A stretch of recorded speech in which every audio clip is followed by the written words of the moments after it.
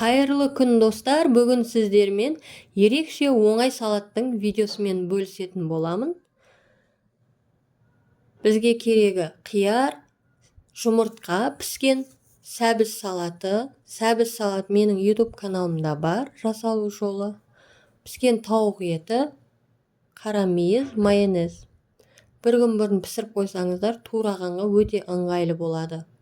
Барлығын турап аламыз.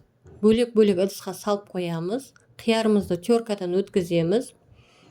Енді тарелкаға жинақтаймыз.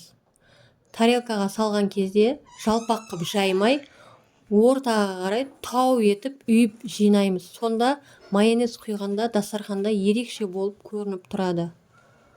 Барлығын шетіне салып, ең үстіне қара мейізді саламыз және майонезді осылай құйып шығамыз.